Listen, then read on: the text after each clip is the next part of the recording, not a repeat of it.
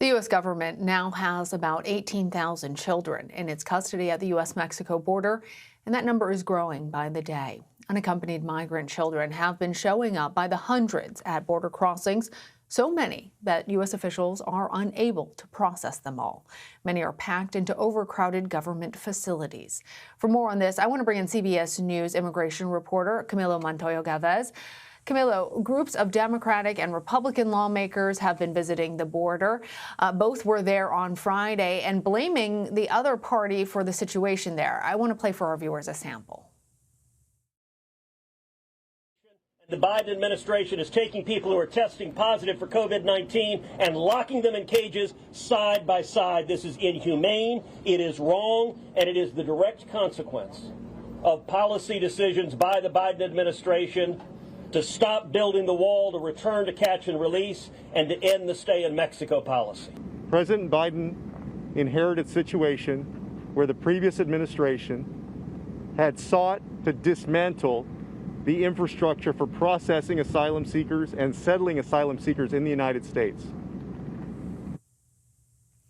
A lot of political finger-pointing happening, but Camilo, can you explain to our viewers what led to the situation at the border? Yes, good afternoon, Lana. There is indeed a lot of political rhetoric around this polarizing issue. Here are the facts. For several months now, apprehensions of migrants have been steadily increasing after plummeting during the start of the pandemic. Encounters of migrant single adults and families are still below historic highs. However, last month, U.S. border officials apprehended more than 9,400 unaccompanied children. That is a record high for any February in history. In this month, in March, border officials have been apprehending on average more than 500 unaccompanied minors per day. So on March, we are on track to see more than 16,000 total apprehensions of unaccompanied children. That will be an all-time high, Lana. So that is true, that the number of unaccompanied children entering U.S. border custody is set to be at a historic high. And these numbers are currently straining the government's capacity to house them because unlike migrant adults and families, unaccompanied children are supposed to be transferred to shelters operated by the Department of Health and Human Services, but that department is currently struggling to house the number of children coming in, and it is now trying to open more than 16,000 emergency beds, Lana, at convention centers, military installations, and camps for oil workers to try to meet the demand of the current numbers. And in terms of policy, it is also important to note, Lana, that the Biden administration, has continued to enforce a Trump-era public health order to expel most single adults and some families from the U.S.-Mexico border. The Biden administration just said that it will not use that order to expel unaccompanied children who are being allowed to make a case for asylum here in the U.S. Yeah, regardless of your political beliefs, it is certainly a tragic situation to see so many unaccompanied minors. What is the Biden administration doing to try and clear some of the backlog of these unaccompanied migrant children?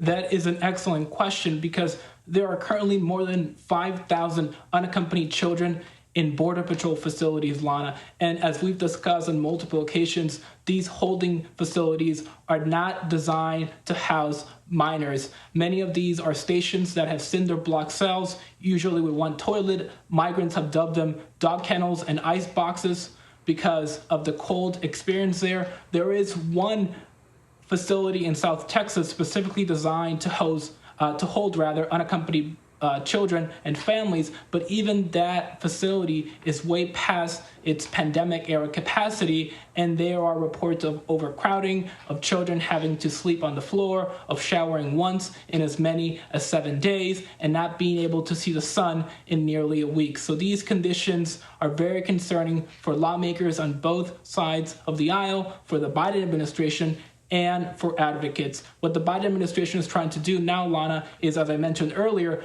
trying to repurpose these facilities like military bases in Texas, convention centers in San Antonio, San Diego, and Dallas, and camps for oil workers in West Texas to open new emergency beds for these children to get them out of Border Patrol custody.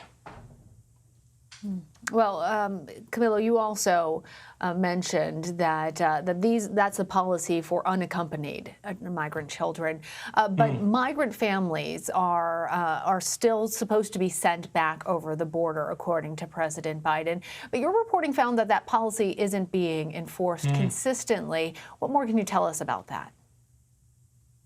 Yes, indeed. President Biden said earlier this week that all migrant families with children should be turned back across to Mexico and that they will not be allowed into the U.S. to make a claim for asylum. But our reporting found that that is not the case on the ground. U.S. border officials are inconsistently enforcing this Trump-era public health order by allowing some families to stay in the U.S. while their cases are reviewed, and expelling other families, including parents with young children, at different sectors of the U.S.-Mexico border. And so this policy is not being consistently enforced, and this has frustrated both advocates and government officials. Advocates are concerned that migrant families are traveling to specific sectors of the border because they believe that they'll have a better chance to gain entry and to seek asylum in certain sectors, and those journeys can be dangerous. And government officials say they are currently overwhelmed by the number of families with children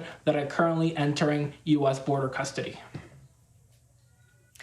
Camilo, before I let you go, I want to ask you for an update on the DACA program. It's obviously designed to prevent the deportation of people who were brought illegally into the United States as children or whose parents overstayed their visas, but have all been raised as American kids. The Department of Homeland Security announced Friday that it will issue a rule to protect the program. What's the latest on that?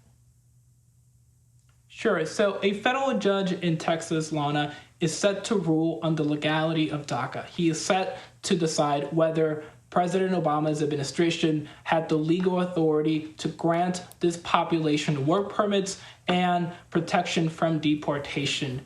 Texas wants that judge to gradually terminate the program and declare it unlawful. And one of the reasons that Texas has cited in its lawsuit is that the Obama administration did not implement DACA through a regulation open to public comments, but rather through a memo issued by then Department of Homeland Security Secretary Janet Napolitano. So what the Biden administration is doing now, Lana, is issuing a regulation to codify the DACA program into a rulemaking process and to allow the public to file public comments on the policy changes before enacting these binding regulations. And so this appears to be an attempt by the new administration to address these legal concerns and to protect the program from this imminent court ruling.